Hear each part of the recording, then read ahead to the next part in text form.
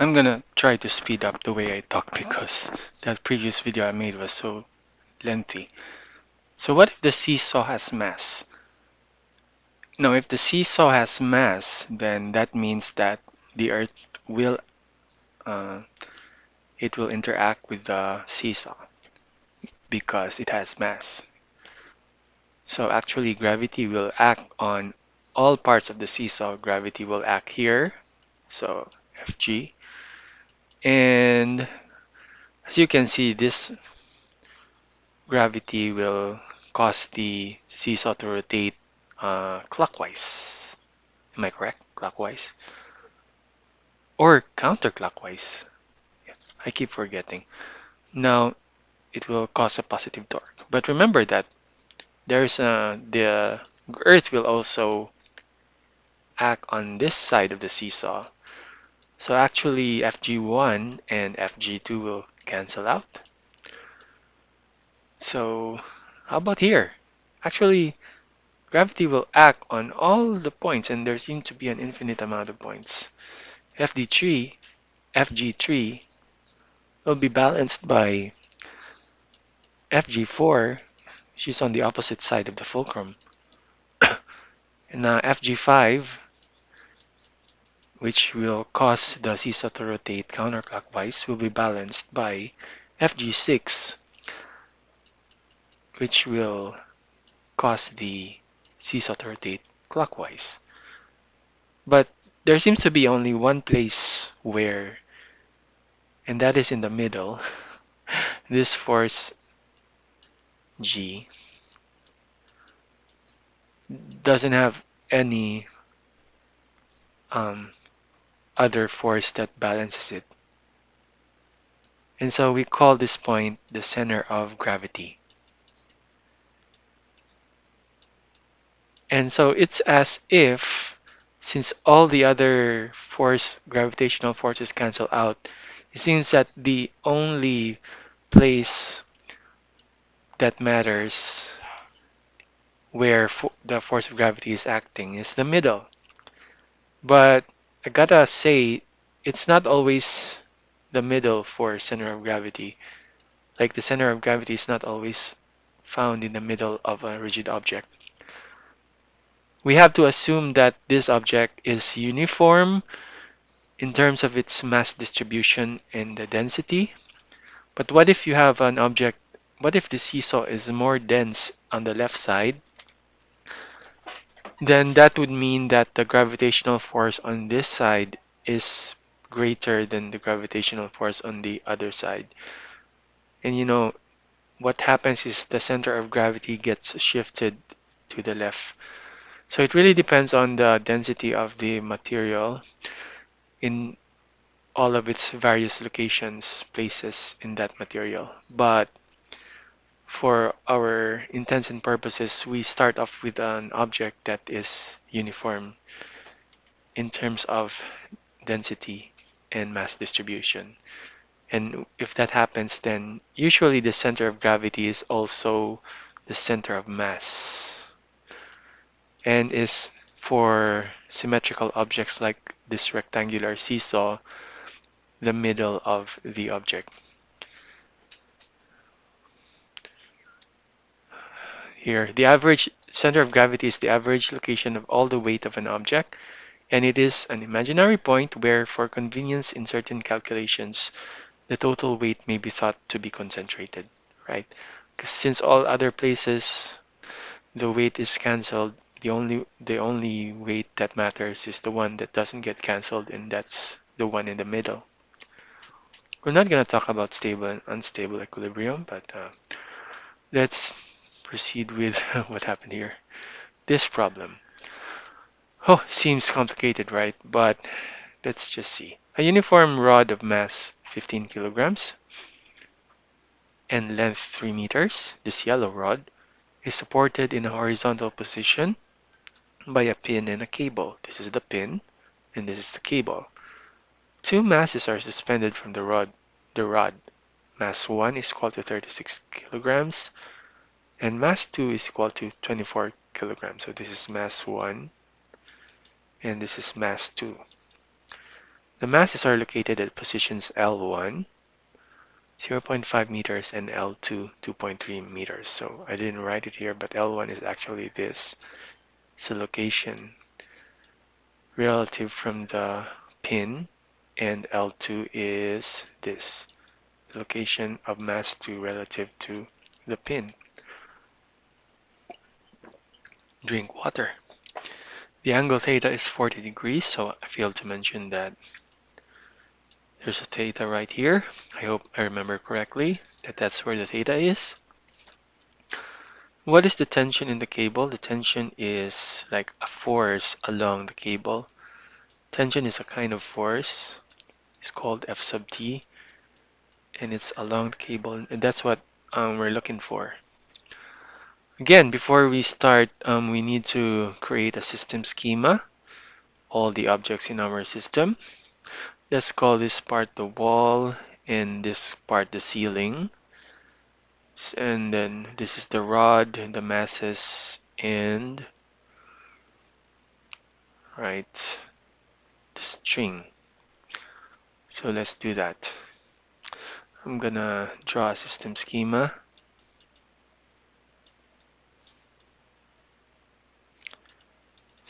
And this is where we will really slow down, making the video really lengthy, but let's just start with the rod, and there's a wall here, and there's a ceiling on top. So you can do a better job. There's a rope, but guess what? Whenever you have a rope, you just leave it out because the rope is massless. We have mass 1 and we have a mass 2. And we have the earth.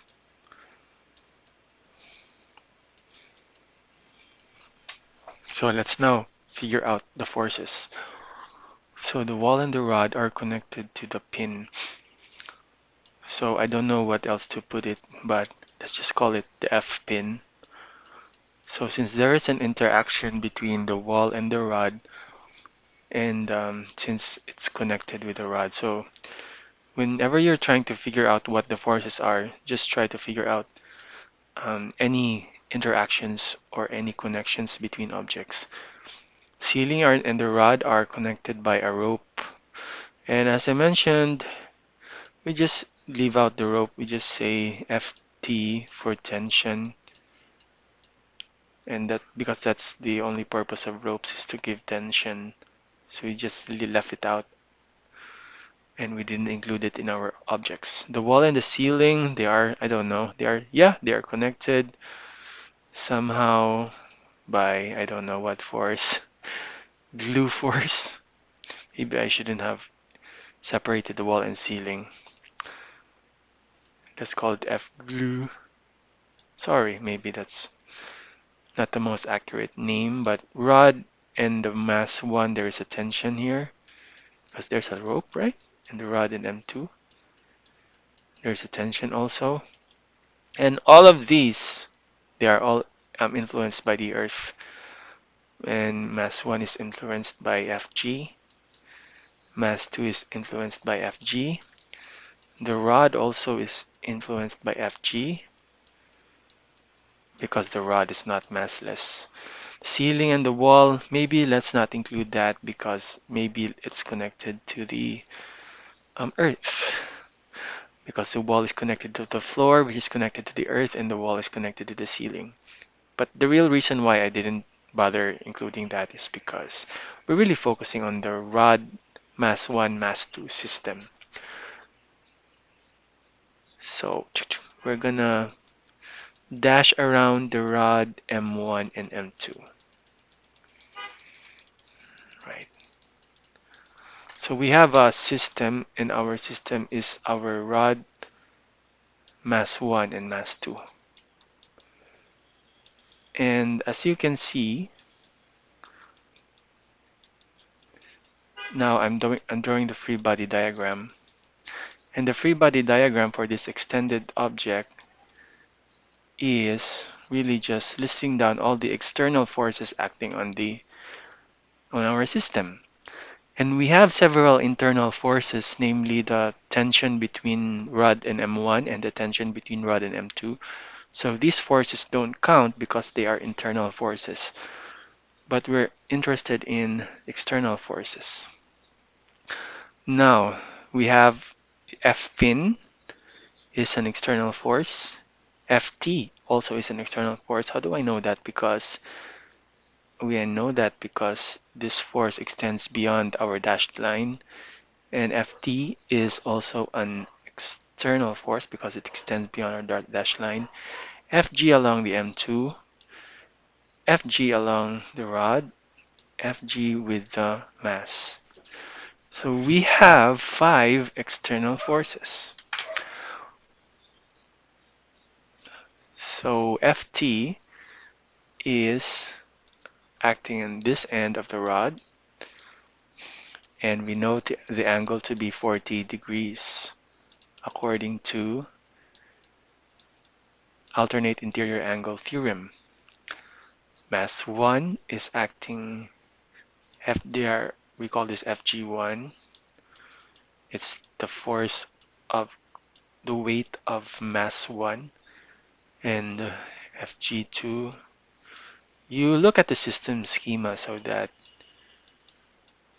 you will be guided. And now we also have another force acting on the center of gravity. We know that because mm, the rod is uniform, so the center of gravity is somewhere here in the middle. Let's just call it Fg3, and our Fg3 is the weight of the rod. Weight of the rod.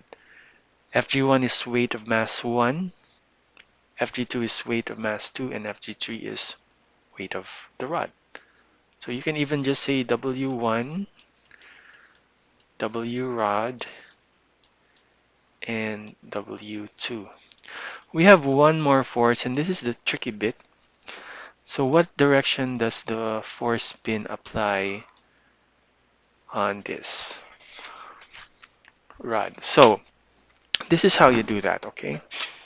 How you do that is, there are forces, three forces pointing down, and one force pointing up, the y component of the tension force.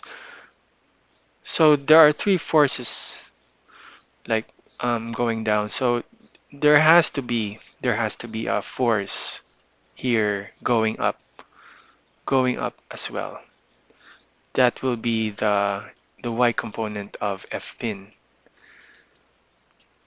And how do I know that? Because we need this rod to be in equilibrium.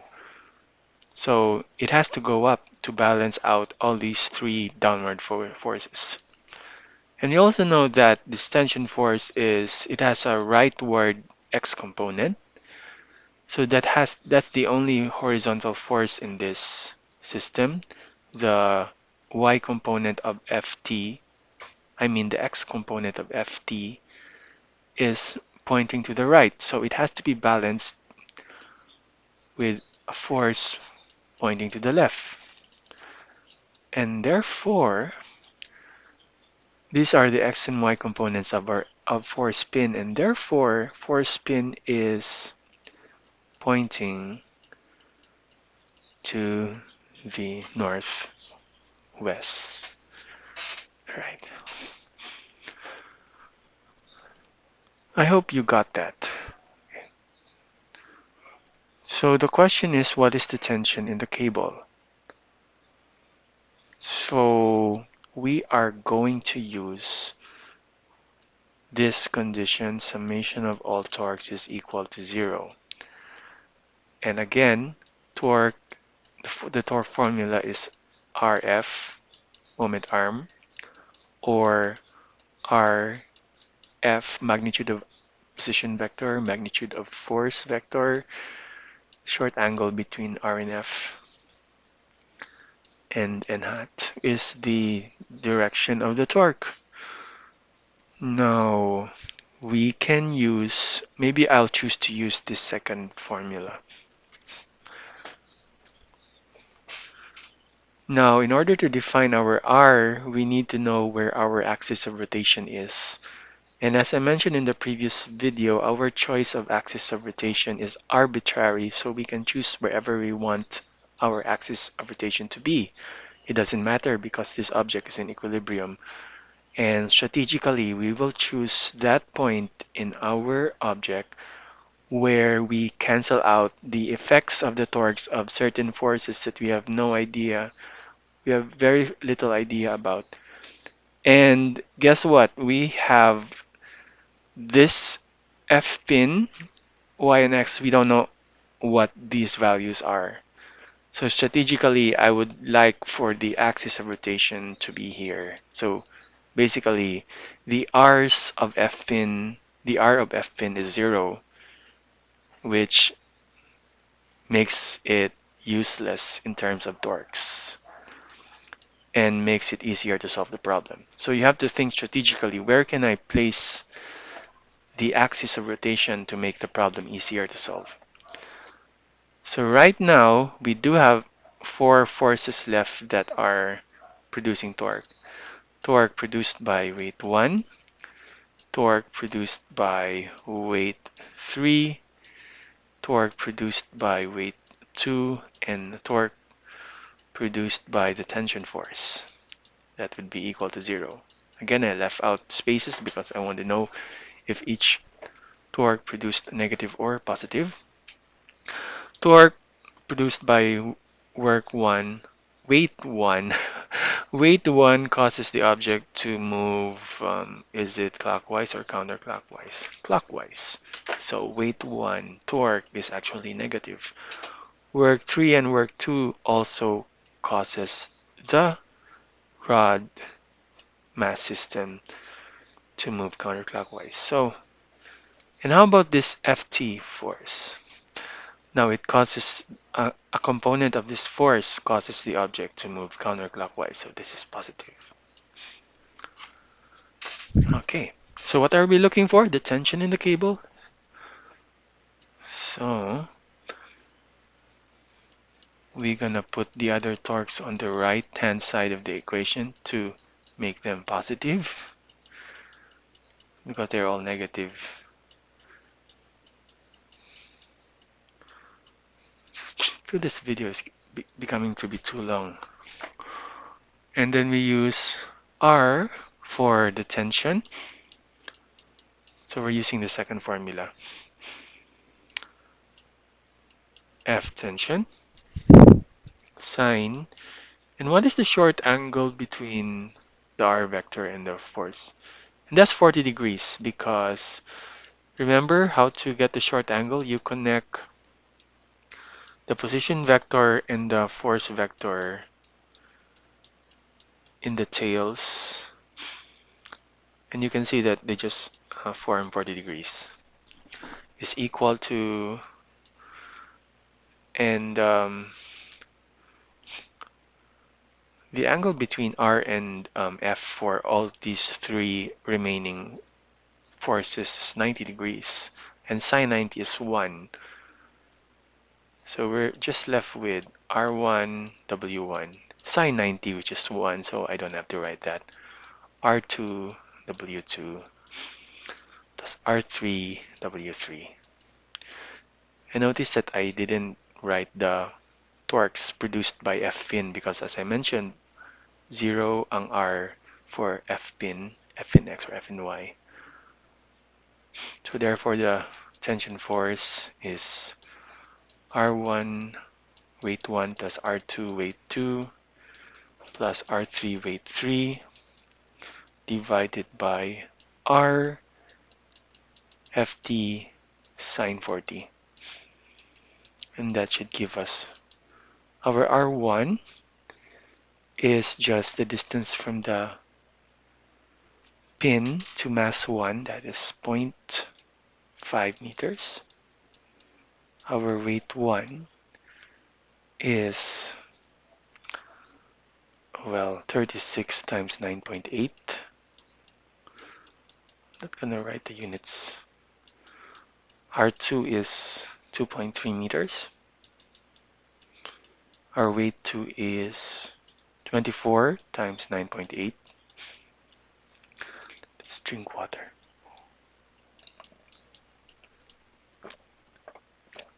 Oh, sorry. R3 is it's just the center of the rod. And since the rod is 3 meters, let's call that 1.5 meters. And weight 3 is just the mass of the rod, so 15 times 9.8. And the tension force is acting at the end of the rod, so we're using RFT to be like 3 meters times sine 40. Now I really hope that we get 486.84, otherwise I will have to do this video again, but I am confident in my solution. 0.5 times 36 times 9.8 plus 2.3 times 24 times 9.8 plus 1.5 times 15 times 9.8 divided by 3 sine 40. Okay, I got the correct answer. So thank you. 486.4. Goodbye.